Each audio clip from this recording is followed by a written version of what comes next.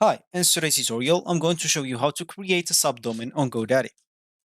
So before we start, of course, the first thing that you would like to do is just go and open whatever browser you are going to use to follow this tutorial steps with.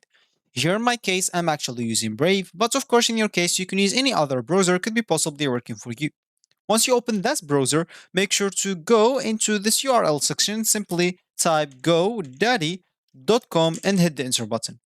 Of course, that should take you into this page. And if you're facing any issues with the language, as I faced in my first time in this website, you'll have to scroll down until the bottom of it and make sure to change the country or region, which will change the language with it. Of course, if you want even to change the currency, that will be possible. So now you will have to go back and log in into your account if you have one. And if you don't have an account, you'll have to go and create one. Of course, you will be able to do both options. At this top right corner option, you will find the option to create or even log in into your account.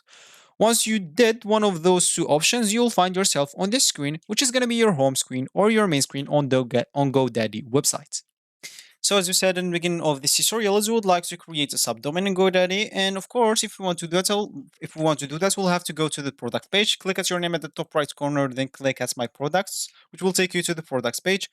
Once you are at this page, make sure to scroll down a bit until you find these domain sections. Of course, just locate the domain name that you want. For me, I have just this one. For you, if you have a lot, make sure to click on your domain name that you want and then click on DNS, which will take you to the DNS management page.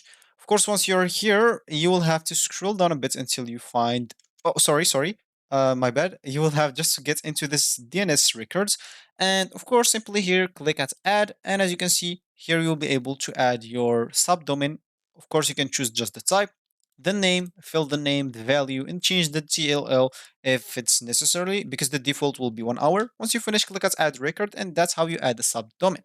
So this will be actually for this tutorial. I hope you like it. Thank you guys for watching, and goodbye.